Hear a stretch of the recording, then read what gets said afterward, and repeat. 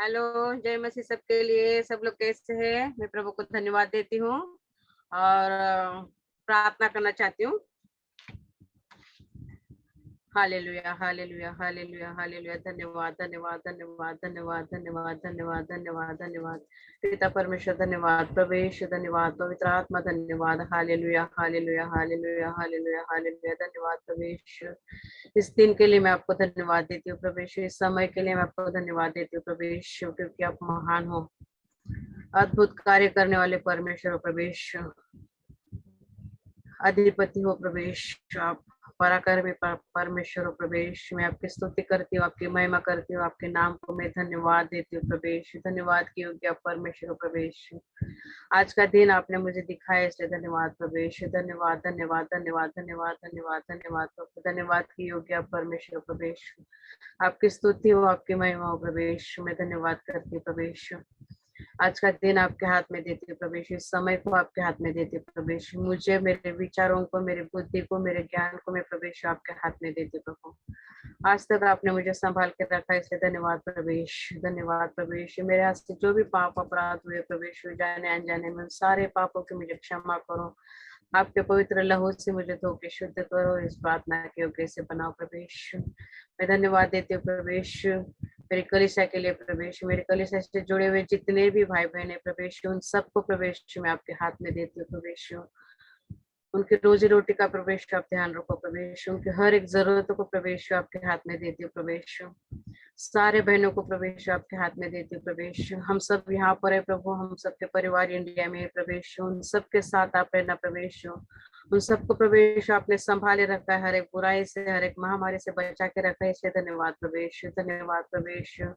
आपने हमें हांगकांग में रखा है प्रवेश, इसलिए मैं धन्यवाद देती हूँ प्रवेश। इस हांगकांग देश को भी प्रवेश में आपके हाथ में देती हूँ प्रवेश।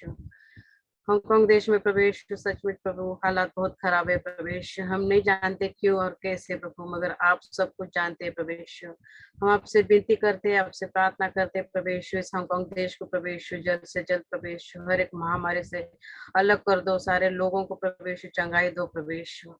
धन्यवाद प्रवेश, धन्यवाद प्रवेश, धन्यवाद की योग्य परमेश्वर प्रवेश। आदि और अंत भी आप ही हो प्रवेश, अल्फा और ओमेगा भी आप ही हो प्रवेश। सारे सृष्टि के मालिक हो प्रवेश, मैं आपको धन्यवाद देती हूँ प्रवेश। धन्यवाद के अलावा हम कुछ नहीं दे सकते प्रवेश।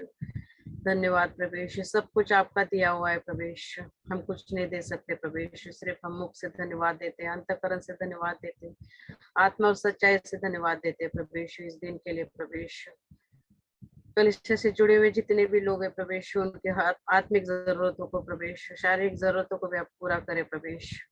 हमने जो भी मांगा है प्रवेश, मैंने आपने सुना है प्रवेश, मेरी नहीं मगर आपकी इच्छा हम सबके जीवन में पूरी हो प्रवेश। क्योंकि प्रवेश जो कुछ हम चाहते हैं प्रवेश, मगर उससे अच्छा आशीषित करने वाले आप एकमात्र परमेश्वर, हमारी हर एक जरूरतों को आप जानते हो प्रवेश। हमें क्या चाहिए क्या नहीं चाहिए, हमारे लिए क्या सही है क्या सही नहीं है, आप सब जानते हो प्रवेश। सब कुछ आपके हाथ में प्रवेश, सब कुछ आपके द्वारा है प्रवेश। धन्यवाद करते प्रवेश, धन्यवाद प्रभु, धन्यवाद। कलिसिया से जुड़े हुए जितने भी लोग प्रवेश इस कलिसिया में है प्रवेश, हांगकांग में, हांगकांग से बाहर है, उन सबको भी प्रवेश में आपके हाथ में देती हूँ। धन्यवाद करते प्रभु, आगे का समय आपके हाथ में देती हूँ। मुझे, मेरे परिवार को, मेरे विचारों को, मेरी बुद्धि को, मेरे ज्ञान को आपके हाथ में देती हूँ।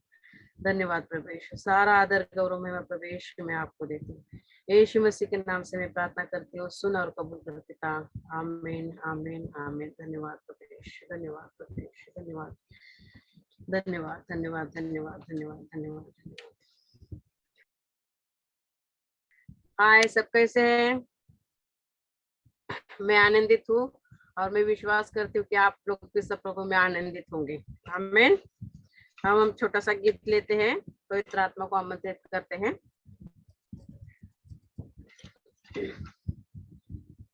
पिता तेरी आराधना हो, जीवन तुझको सौंपती हूँ, प्रेम तुझसे करती हूँ। पिता तेरी आराधना हो, जीवन तुझको सौंपती हूँ, प्रेम तुझसे करती हूँ। यीशु तेरी आराधना हो, जीवन तुझको सौंपते हूँ, प्रेम तुझसे करती हूँ। यीशु तेरी आराधना हो, जीवन तुझको सौंपते हूँ, प्रेम तुझसे करती हूँ।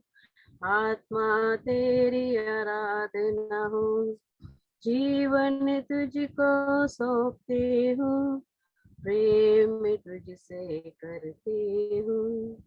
आत्मा तेरी आराधना हो, जीवन तुझको सौंपती हूँ, प्रेम तुझसे करती हूँ। आत्मा तेरी आराधना हो।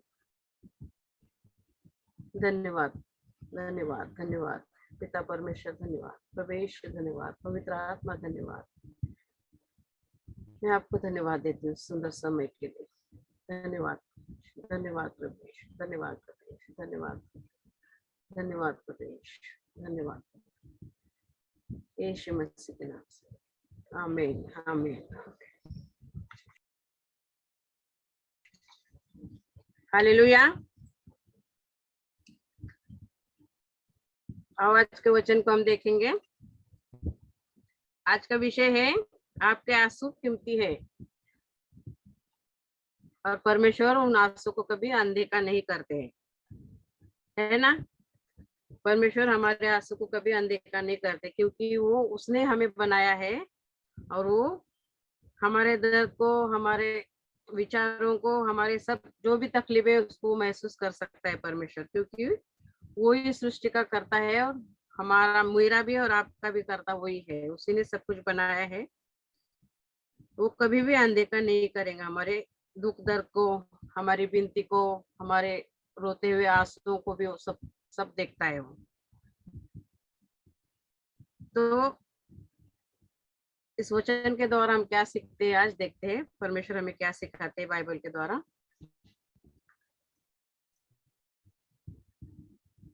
तो एक कहानी से शुरू करूंगी मैं।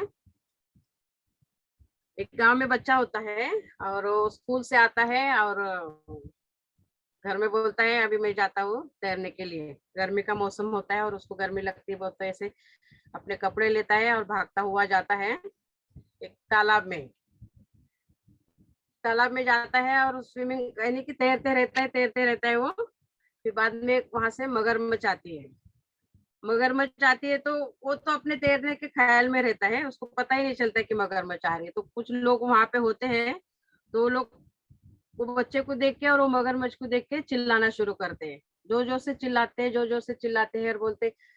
और वो बच्चा तैरने में ही अपना ध्यान रहता है, वो देखता ही नहीं कि क्या हो रहा है। फिर बाद में बहुत आवाजें होती है, तभी वो देखता है कि क्यों आवाजें हो रही है। तो वो लोग, उनका इशारा ऐसा मगरमच्छ की तरफ होता है, तो फिर पीछे मुड़ के देखता है तो मगरमच्छ आ रही है। तो बहुत तेजी से तैरता हुआ यानी कि किनारे की तरफ आने की सोचता है।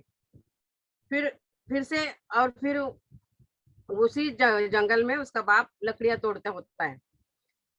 तो वो फिर उसको लगता है कि मेरा बाप इधर है, मैं अपने बाप को आवाज दूंगा। इसके लिए क्या करता है, वो जोर से चिल्लाता है, पिताजी बचाओ बचाओ बचाओ, ऐसे चिल्लाता है। मगर उसके बाप को अपने ही काम में लगा रहता है, उसको इतना आवाज नहीं सुनाई देती है।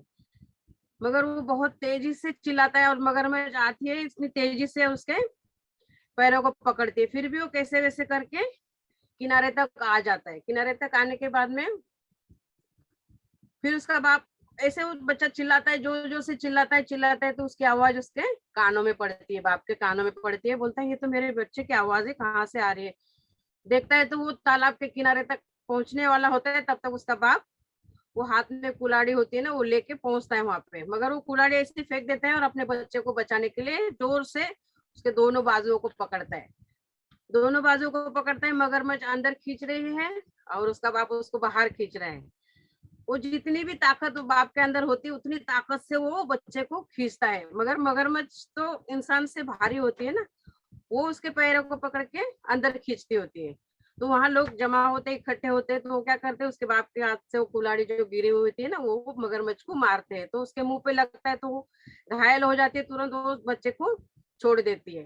फिर उस बच्चे को निकालते हैं, फिर हॉस्पिटल में ले जाते हैं, तो उधर वहां पे दवाखाने में उसका इलाज विलाज करते हैं।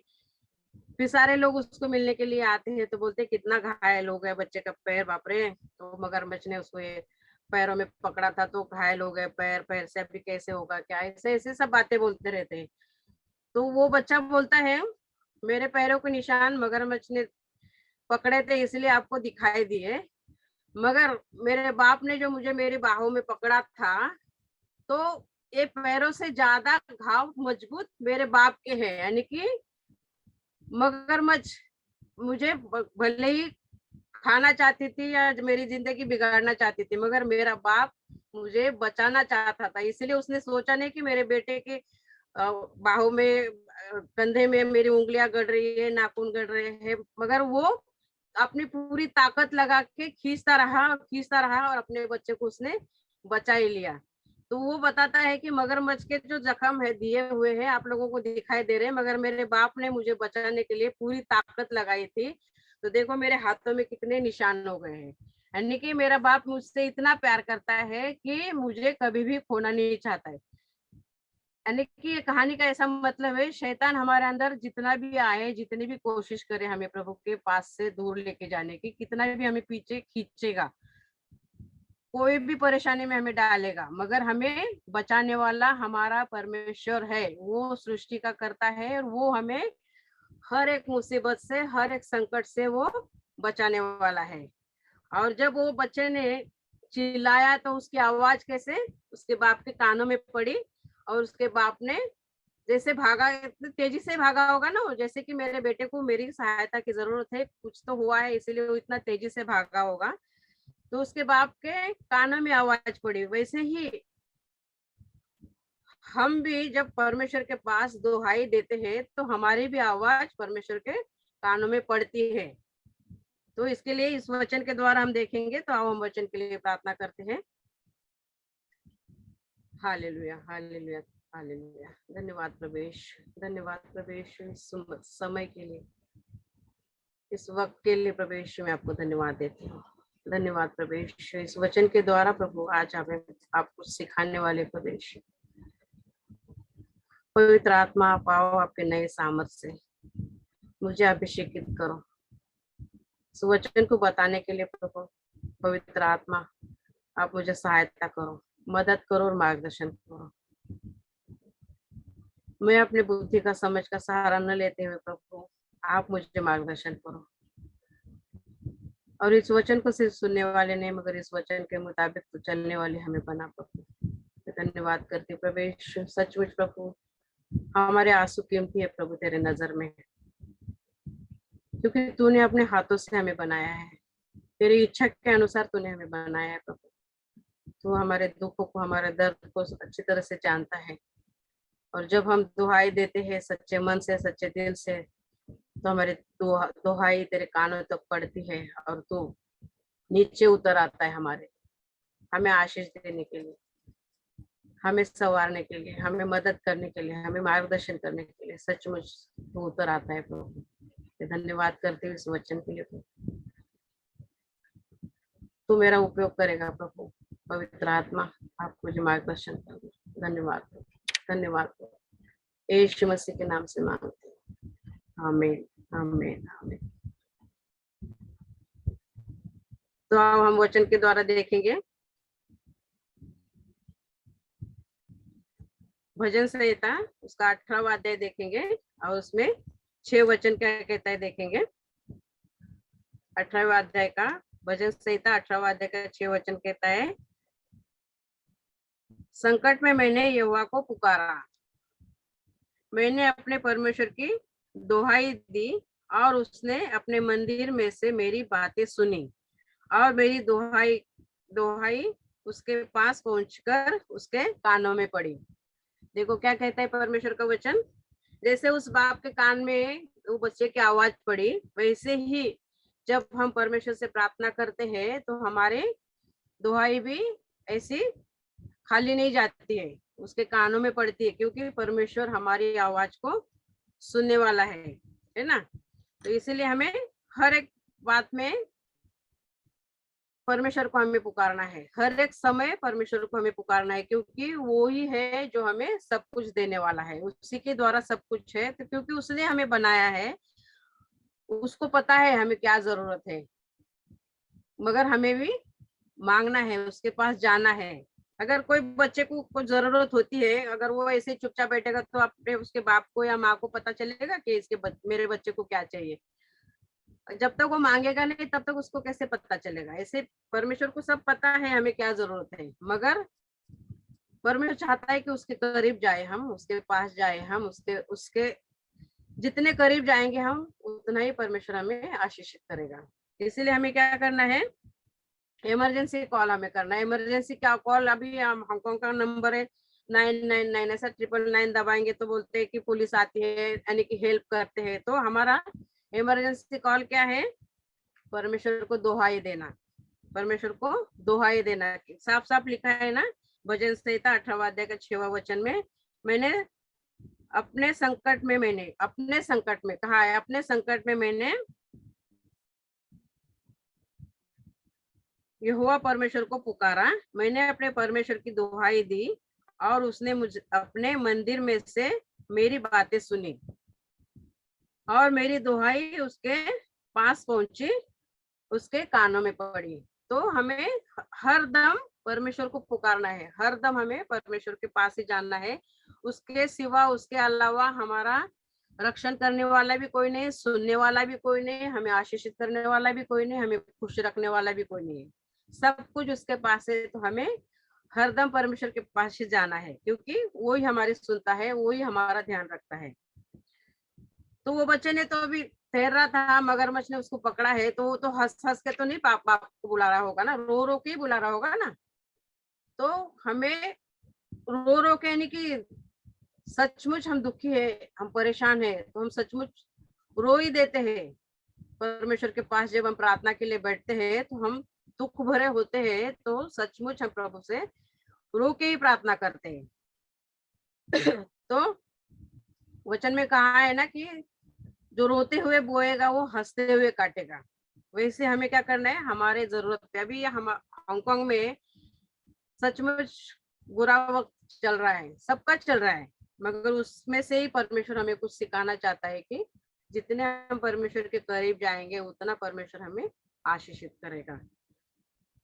तो धर्मी जन की दोहाई कभी भी खाली नहीं जाती है, धर्मी जन की दोहाई कभी भी खाली नहीं जाती है, और वो हमें सुन के सचमुच जवाब देता है। अभी कभी कभी हमारे पास शब्द भी नहीं होते ना, प्रार्थना कितनी प्रार्थना करेंगे, शब्द तो खत्म हो गया, अभी क्या करेंगे, अभी प्रार्थना में कितना मांगेंगे परमेश्वर से। मगर परमेश्वर क्या कहता है, धर्मजन की प्रार्थना से सब कुछ होता है। तो उसका वचन हम देखेंगे, रोमियो का 8वां अध्याय 26 वचन क्या कहता है।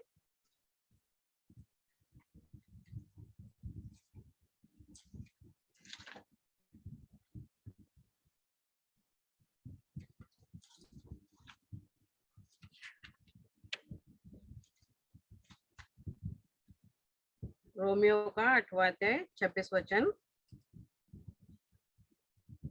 इसी रीति से आत्मा भी हमारी दुर्बलता में सहायता करता है, क्योंकि हम नहीं जानते कि प्रार्थना किस रीति से करना चाहिए, परंतु आत्मा आप ही ऐसी आहे भर भर कर जो बयान से बाहर है हमारे लिए विनती करता है। यानी कि सचमुच हम परमेश्वर के पास सच्चे मन से और पूरे खाली होकर जाएंगे, तभी परमेश्वर हमारी प्रार्थना को सुनता है। और हमें समझ में भी नहीं आता है कि हम क्या मांगे परमेश्वर से। हमारी तो तकलीफें बहुत ज्यादा है, काम नहीं, हमें हमारे रोजी रोटी का कैसे होगा, हम क्या खाएंगे, हम पराये देश में बैठे हैं, हम क्या खाएंगे, हमारे बच्चों को क्या भेजेंगे, हमारी सहायता कौन करेगा, ऐसा सब हमारे मन में आता है। मगर हमें वो सब कुछ नहीं सोचते हुए वो सब परमेश्वर के ऊपर डालना है। परमेश्वर ने कहा है ना, पहले तुम मेरे राज और नीतिमत्व की खोज करो तो ये सारी बातें तुम्हें मैं दे दूंगा। तो हमें परमेश्वर की खोज में रहना चाहिए। परमेश्वर की खोज कहाँ है? बाइबल में है। हर एक वचन उसने हमें बाइबल में दिया है कि तुम कौन सी परिस्थिति में कैसे चलना है, कौन सी जरूरत पे तुम्हें कौन सा वचन। अभी लास्ट गए हफ्ते में भी मैंने बताया ना कि जो भी वचन हमें मिलता है, जो भी जरूरत पे हमें उस वचन को दोहराना है, हमें बोलना है, कबूल करना है कि लिखा है। तो हमें हर वचन बाइबल में लिखा हुआ ही मिलेगा हमारे जरूरतों को पूरा करने के लिए, हमारे कमियों को पूरा करने के लिए, हमारे पापों से अलग जीवन जीने के लिए भी हमें सब कुछ है वो बाइबल के द्वारा ही हम सीखते हैं। तो हमें परमेश्वर के पास ही जाना है।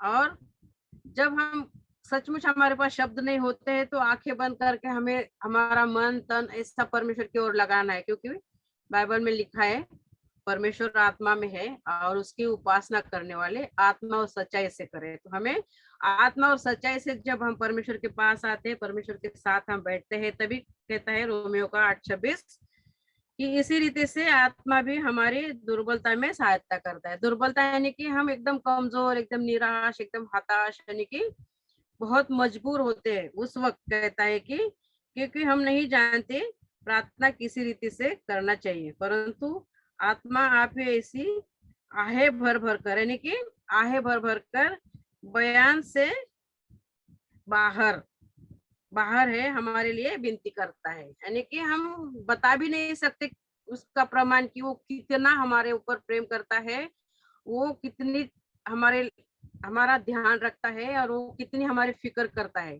बयान से बाहर है, यानी कि परमेश्वर का आत्मा, यानी कि प्रभु ने कहा है जब मैं जा रहा हूँ तो तुम्हें अनाथ नहीं छोड़ूंगा, तुम्हारे लिए मैं सत्य का आत्मा और वो जो है पवित्र आत्मा वो हमें भेजेगा। और हमें हमारा जीवन जब हम परमेश्वर के हाथ में देते हैं तो पवित्र आत्मा हमें चलाता है। पवित्र आत्मा कहता है कि आहे भर भर कर बयान से बाहर है हमारे लिए विनती करता है। तो हमें क्या करना है, हमारा जीवन, हमारी जरूरतें, हमारे जो भी इच्छाएं हैं हमें प्रभु के ऊपर सौंप देना है, क्योंकि सब कुछ वो ही करता है, सब कुछ वो ही देता है, सब कुछ उसके पास है, सब कुछ वो ही देने वाला है हमें। तो हमें इसको उसको हम किसी को बताएंगे ना, अरे मेरे को तो काम ही नहीं है। कभी कभी हमारे पास काम होता है तो हम बताते नहीं कि हमारे पास इतना काम है, हम इतना कमा रहे हैं, वो नहीं बताते हम किसी को, क्योंकि क्या बोलते हैं, ज्यादा बताएंगे तो हमारे कमाई पे नजर लग जाएंगे। मगर हमारे पास काम नहीं होते तभी हम जरूर बताते हैं कि हमारे पास काम नहीं है, हमारे पास पैसे कम है, हम भाड़ा कैसे भरेंगे, हम खाएंगे कैसे, हमारे बच्चों को क्या भेजेंगे, ऐसे। मगर हमें ये सब बोलते नहीं बैठना है, क्योंकि वो जीवित परमेश्वर ये सृष्टि का करता है, वो हमारा रक्षक करने वाला है, वो हमारा परमेश्वर है, वो जीवित परमेश्वर हमारा है। तो हमें ये सब बातें दूसरों को बतानी ही नहीं चाहिए, क्योंकि बहुत दिया परमेश्वर ने दिया, थोड़ा दिया वो परमेश्वर ने दिया, हमें थोड़े में भी खुश रहना है, ज्यादा देते तभी भी हमें खुश रहना है। इसीलिए क्या कहता है परमेश्वर का आत्मा, दुर्बलता में अभी जब हम कमजोर पड़ते हैं तभी भी हमें प्रार्थना ही करना है, क्योंकि परमेश्वर हमें सहायता करता है हर बात के लिए। तो हमें कहीं इधर उधर नहीं जाना है, क्योंकि हमारे आंसू कीमती है परमेश्वर के नजर में। कहता है ना परमेश्वर का वचन, भजन संहिता 56 और 8वां वचन, भजन संहिता 56 अध्याय और 8वें वचन में लास्ट टाइम एक बार मैंने बताया था कि वो हमारे आंसू कितने कीमती रखता है कि बॉटल में भर के रखता है और उसका हिसाब भी रखता है, वो अपने लिखा हुआ, मैं बाद में बताऊंगी आपको। मगर अभी हम वचन देखेंगे कि परमेश्वर हमारी दुहाई सुन के, जब तक हम आवाज नहीं देंगे, जैसे वो बच्चे ने मगरमच्छ ने उसको पैर पकड़े थे तो उसने अपने बाप को आवाज दी, अपने बाप को दुहाई दी, वैसे ही हमें अपने परमेश्वर को हमें दुहाई देनी है, अपने परमेश्वर से हमें मांगना है। और जब हम सच्चे दिल से, सच्चे मन से, आत्मा और सच्चाई से जब परमेश्वर के पास आते हैं तो परमेश्वर हमारे लिए उत्तर आता है, हमारे जीवन में हमें आशीषित करने के लिए। तो हम निर्गमन का 3 अध्याय 7वां वचन देखेंगे कि परमेश्वर हमारी सहायता करने के लिए कैसे आता है। तो हमें विश्वास करना है, विश्वास के द्वारा ही हम आशीष पा सकते हैं। निर्गमन का 3 अध्याय 7वां वचन क्या कहता है, फिर यहोवा ने कहा, मैंने अपनी प्रजा के लोग जो मिस्र में है उनके दुख को निश्चय देखा है। क्या कहता है परमेश्वर का वचन, हमारे दुख, अभी हम संकट की घड़ी हमारे ऊपर आई है, हांगकांग में रहते हैं हम, तो परमेश्वर जानता है, परमेश्वर देख रहा है, मगर हमें निराश नहीं होना है।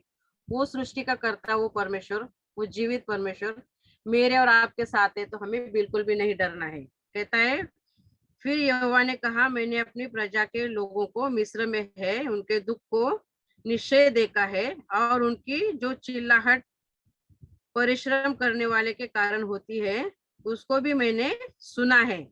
क्या कहता है? सुना है। परमेश्वर हमारी चिल्लाहट को सुनता है और उनकी पीड़ा पर मैंने चित्त लगाया है। 8वें वचन में क्या कहता है? इसलिए अब मैं उतर आया हूँ। देखो, परमेश्वर हमारे लिए उतर आया है। जैसे मूसा को झाड़ी में दिखाई दिया ना, परमेश्वर इजराइल लोगों के लिए आया था, उतर आया था, तो हमारे लिए, मेरे लिए और आपके लिए क्यों नहीं आएगा? वो मेरा और आपका उद्धार करता है। वो मेरे लिए और आपके लिए क्रूस पर चढ़ा।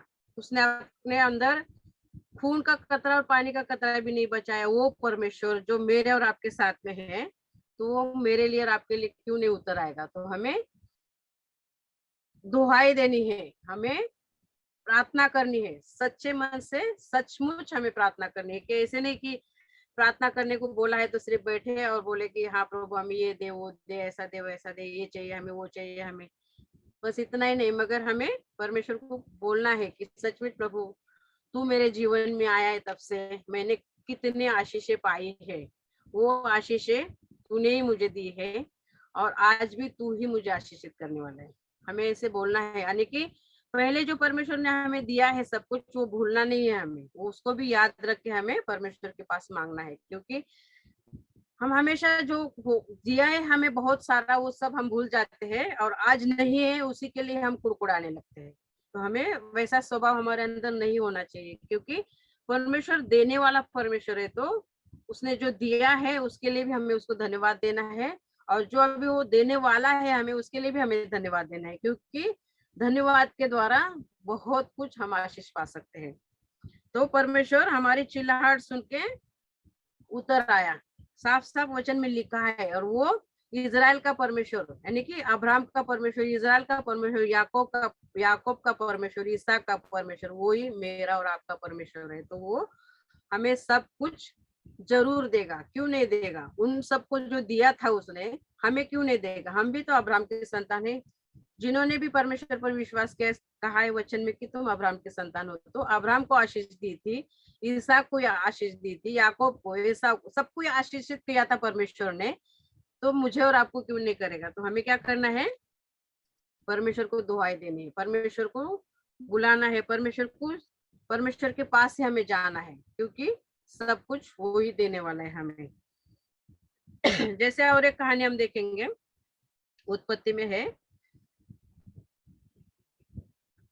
हागार की और इस्माइल की। तो उत्पत्ति का हम 21 अध्याय में जाएंगे।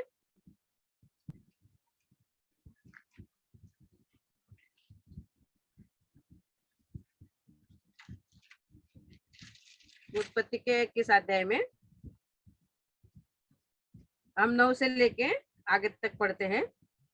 तब सारा को मिस्र हजीरा का पुत्र जो अब्राहम से उत्पन्न हुआ था, हंसी करता हुआ दिखाई पड़ा, यानी कि इस कारण उसने अब्राहम से कहा, इस दासी को पुत्र सहित निकाल दे। यानी कि सारा को जब 100 साल के बाद बच्चा हुआ था, तो वो इस्माइल उस बच्चे के साथ खेलते हुए हंस रहा था, या जो कुछ भी है, यानी कि सारा को वो पसंद नहीं आया। सारा ने क्या कहा अब्राहम से कि इस दासी को और ये बच्चे को यहाँ से तो निकाल दे। क्या कहता है? इस कारण उसने अब्राहम से कहा, इस दासी को पुत्र सहित निकाल दे, क्योंकि इस दासी का पुत्र मेरे पुत्र इसहाक के साथ भागी नहीं होगा। यह बात अब्राहम को अपने पुत्र के कारण बहुत बुरी लगी, यानी कि अब्राहम को दुख भी हुआ कि वो जो कुछ भी है, मगर उसका बच्चा तो था ना वो। फिर भी परमेश्वर की आज्ञा का पालन करते हुए उसने क्या कहा?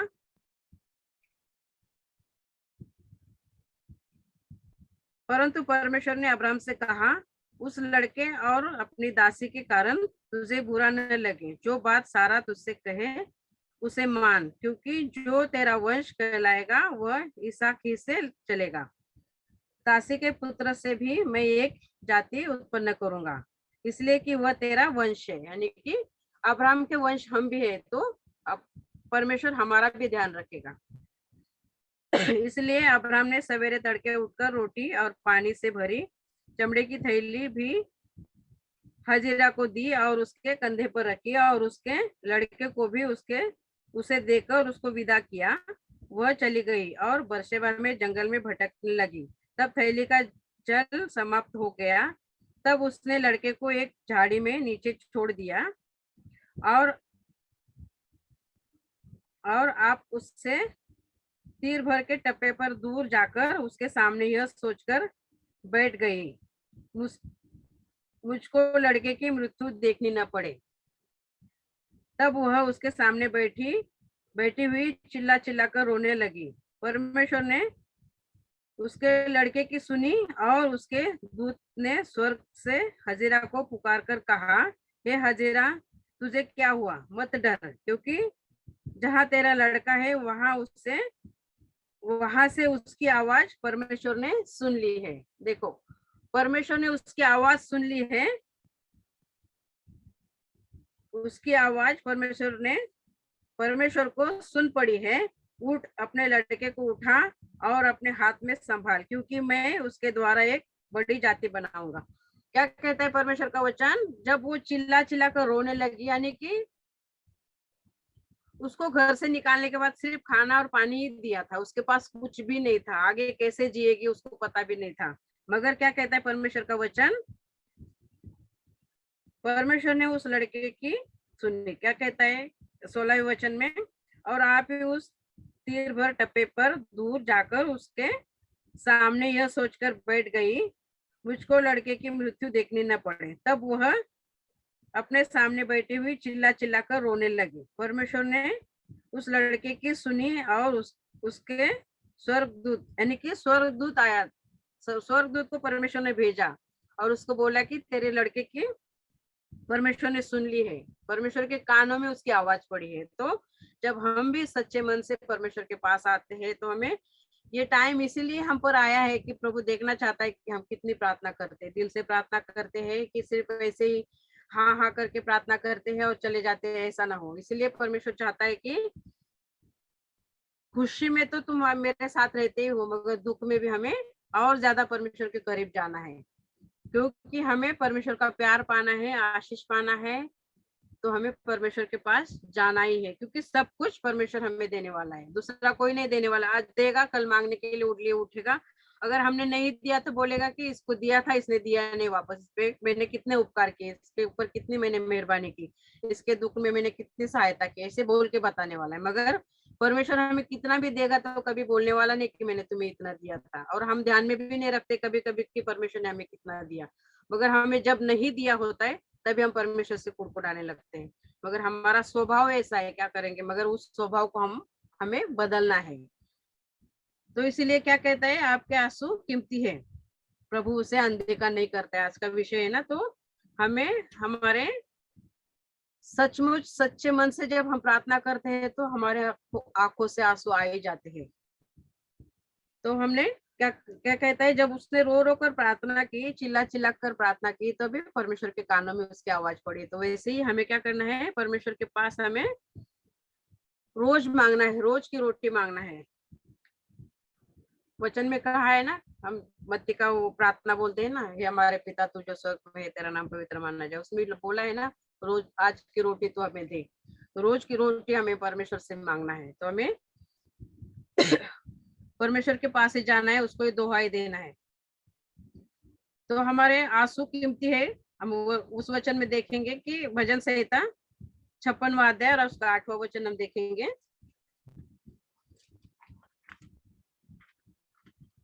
लास्ट टाइम मैंने बताया था एक बार उसके बारे में, वो विषय के टाइम पे, मगर फिर आज भी बताना चाहती हूँ कि परमेश्वर हमारे आंसुओं को जाया जाने नहीं देता है। 56वां अध्याय 8वां वचन क्या कहता है, तू मेरे मारे मारे फिरने का हिसाब रखता है। मारे मारे फिरने का मतलब, जब हम प्रभु में नहीं थे तभी हमने कहाँ कहाँ गए, क्या क्या किया, कैसे कैसे हमने काम किए, परमेश्वर के विरोध में भी किए, कैसे, यानी कि जो भी अनगिनत हमने पाप किए वो सभी प्रभु जानता है। अनगिनत अच्छाई की हमने, वो भी प्रभु जानता है। क्या कहता है, तू मेरे मारे मारे फिरने का भी हिसाब जानता है। परमेश्वर हमारे सब अच्छे कामों का भी हिसाब जानता है, बुरे कामों का भी हिसाब जानता है। तो मैं तो सोचती मेरे बारे में अगर प्रभु गिनेगा ना, तो जो मैं प्रभु में आने से पहले की जो बातें हैं ना, वो बुराई का ही पिटारा मेरा ज्यादा होगा, मगर प्रभु में आने के बाद में प्रभु मेरे से एक एक एक एक करके पाप अभी तक निकाल ही रहा है। अभी भी पूरे तरह से मैं तो बोलती हूँ निकले नहीं होंगे, क्योंकि मेरा स्वभाव ऐसा है। आज भी मेरे को प्रभु सुधारना चाहता है, और मैंने मेरा जीवन भी प्रभु को दिया है कि मैं प्रभु को बोलती कि सचमुच मुझे तू तेरी इच्छा के अनुसार मुझे बना, तेरी इच्छा के अनुसार बना, मैं तेरे लिए जीना चाहती हूँ। तू मेरे मारे मारे फिरने का हिसाब रखता है, तू मेरे आंसुओं को अपनी कुप्पी में रख ले रख ले, क्या उनकी चर्चा तेरी पुस्तक में नहीं? क्या कहता है परमेश्वर? हमारी आंसुओं को भी बुक में लिख के रखता है। हमारे आंसू बहुत कीमती है परमेश्वर की नजर में, मनुष्य की नजर में नहीं होगी, मगर परमेश्वर की नजर में हमारे आंसू बहुत कीमती है। परमेश्वर हमारा अच्छे कामों का भी हिसाब रखता है, बुरे कामों का भी हिसाब रखता है, मगर हम जब प्रभु के पास आते हैं तो हमारे बुरे काम पूरे वो पूरी तरह का से नष्ट कर देता है। एक वचन में कहा है यशायाह की किताब में, पूरब से पश्चिम जितनी दूर है उतने दूर किए उसने हमारे गुनाह। पूरब और पश्चिम कभी एक नहीं हो सकते, वैसे उसने हमारे पाप निकाले हैं, तो हमें उसको नहीं देखना है। मगर जब बात आती है तो हमारा जीवन कैसे था, प्रभु ने कैसे हमें निकाला उसमें से, इसीलिए बात बतानी पड़ती है कि हमारे अंदर से अच्छाई कम हो गया और पाप हमारे अंदर ज्यादा हो गए। तो हमें उस पाप को बार बार नहीं हमारे अंदर लेना है। जो अच्छाई परमेश्वर ने हमें दी है, उसके पास आने के बाद वो अच्छाई को लेकर ही हमें चलना है, क्योंकि वो सब बातों का हिसाब रखता है, हमारे आंसुओं तक का भी हिसाब रखता है। क्या कहता है? तू मेरे आंसुओं को अपने कुप्पी में रख ले, क्या उनकी चर्चा तेरी पुस्तक में नहीं है? 9वें वचन में क्या कहता है? तब जिस समय मैं पुकारूंगा उसी समय मेरे तो हमें हर वक्त परमेश्वर के पास हमें जाना है, परमेश्वर के करीब हमें जाना है। तो ये 8वें वचन तक का ही मैं बता रही हूँ, 9वें वचन का नहीं, 8वें वचन का ही बता रही हूँ। तो हमें हरदम परमेश्वर के पास जाना है, क्योंकि वो सब कुछ हमारा ध्यान रखने वाला है। हमारे हर एक जरूरत का वो हमें ध्यान रखता है, हर एक जरूरत का। वचन के द्वारा हमने देखा कि इजरायलियों के लिए परमेश्वर उतर आया जमीन पर, झाड़ियों में मूसा को दिखाई दिया, है ना? तो परमेश्वर हमारी अनसुनी कभी भी नहीं करता है, और हमारे आंसुओं को भी अनदेखा कभी नहीं करता है। वो हमारे आंसू कीमती है, हमारे हमारे हम उसके लिए बहुत ही मूल्यवान है, क्योंकि सारी सृष्टि उसने शब्द से बनाई और हमें परमेश्वर ने हाथ से बनाया है। तो उसकी नजर में हम कितने मूल्यवान हैं। तो हमें परमेश्वर को हमारे जीवन में मूल्यवान समझना है कि उसने मुझे बनाया, और मैं उसकी अपने द्वारा स्तुति करूं, महिमा करूं, उसके नाम को ऊंचा उठाऊं, क्योंकि उसी ने सब कुछ बनाया, उसी के द्वारा सब कुछ आज मेरे पास है। सबसे अच्छा काम कौन सा है हमारे जीवन में? कि उसने हमें पाप से अलग करके उसकी सेवा में हमें बढ़ा रहा है। हमारे जीवन में बहुत बड़ा आशीष भरा काम वही है परमेश्वर का, कि हम उसकी सेवा में है, और वो हमें हर रोज नया करता जाता है, और हर रोज वचन के द्वारा हमें सिखाता है। तो आज हमने ये भी देखा ना कि हमारे आंसू बहुत कीमती है परमेश्वर की नजर में। तो हमें वो कीमत को हमें हमारे जीवन में बरकरार रखना है, और परमेश्वर को हर दम हमें दुहाई देनी है, सच्चे मन से, सच्चे दिल से, सच्चे आत्मा से हमें पुकारना है परमेश्वर को। रोमियो का 8:26 कहता है ना कि आहे भर भर कर आत्मा हमारे लिए प्रार्थना करता है। तो हमें कभी भी निराश नहीं होना है कि अभी हम इतने ऐसे टाइम से गुजर रहे हैं, तो अभी हमें कैसे जिएंगे, ये कब खत्म होगा, प्रभु हमें कब आशीषित करेगा, हमारे काम फिर से कब चालू होंगे, हम सब टेंशन में है। मगर उस टेंशन को हमें प्रभु के ऊपर डालना है, क्योंकि परमेश्वर ने कहा है, हे परिश्रम करने वाले लोगों मेरे पास आओ, मैं तुम्हें विश्राम दूंगा। तो ये इतना आसान रास्ता परमेश्वर ने हमें दिया है, तो हम हमारे दुख का पिटारा लेके वो बोझ क्यों ढोते बैठे? हमारी जो भी चिंता है हमें प्रभु पर डालनी, क्योंकि वचन में वो भी लिखा है कि चिंता करके हम हमारे आयु बढ़ा भी नहीं सकते और आयु घटा भी नहीं सकते। जो कुछ भी है वो प्रभु के हाथ में है। तो हमारे जो भी जरूरत है, हमारी जो भी चिंताएं हैं, सब हमें प्रभु को देना है, क्योंकि उसमें से बाहर वही हमें निकालने वाला है।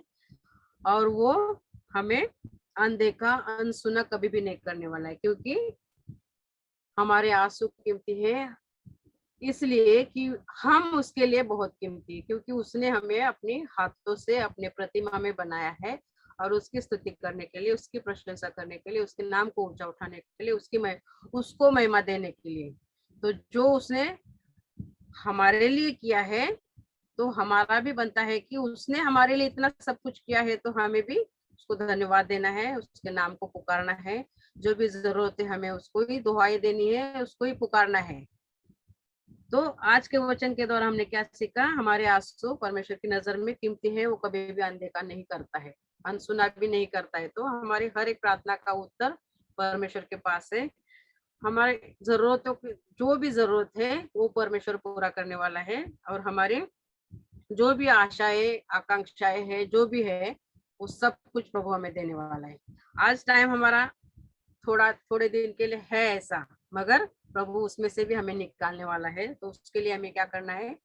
दुहाई देनी है। हमारी आवाज परमेश्वर के कानों तक पहुंचनी चाहिए। जब उस कानों तक हमारी आवाज पहुंचेगी, तो सचमुच वो इजरायलियों के लिए धरती पे आया था, वो मेरे लिए आपके लिए भी जरूर आएगा, क्योंकि वो जीवित परमेश्वर है। जो कहता है वो करता है, क्योंकि उसके पास सब कुछ अधिकार है, सब कुछ उसके द्वारा है, और सब कुछ उससे में सीमित है। आमीन। आवाज इस वचन के लिए हम प्रार्थना करते हैं। Hallelujah, hallelujah, hallelujah. धन्यवाद प्रवेश, धन्यवाद प्रवेश। सचमुच तू महान है, तो अति करुणा में परमेश्वर है प्रवेश। इस वचन के द्वारा तूने हमें बहुत कुछ बातें सिखाई है प्रवेश। उस बातों पे प्रवेश निर्भर रहने के लिए, उस बातों पे विश्वास करके जीने के लिए तू आज हमें सहायता कर, मदद कर और मार्गदर्शन कर। इस वचन को हम अनसुना नहीं करें, ऐसे आत्मा को प्रवेश तो हमारे पास भेज, तेरे पवित्र आत्मा को तो हमारे ऊपर भेज प्रभु, ताकि इस वचन को सिर्फ सुनने वाले नहीं, इस वचन के मुताबिक तो चलने वाले हमें बना। हरदम तेरे ऊपर निर्भर रह के तेरा आशीष पाने के लिए तो हमें तैयार कर प्रभु, सचमुच तो तैयार कर प्रभु। धन्यवाद प्रभु। सारा आदर गौरव में मैं प्रभु यीशु में आपको देती, यीशु मसीह के नाम से मांगती हूँ, सुन और कबूल कर पिता। आमीन, आमीन, आमीन। धन्यवाद प्रभु यीशु। हाय सब लोग, कैसे हैं प्रभु में? मैं तो आनंदित हूँ, आप भी आनंदित होंगे ऐसी मैं आशा करती हूँ, क्योंकि मेरा परमेश्वर जीवित है और वो सब कुछ देने वाला है। सब कुछ उसके पास है, सब कुछ उसके द्वारा है। आमीन। बाय। जय मसीह।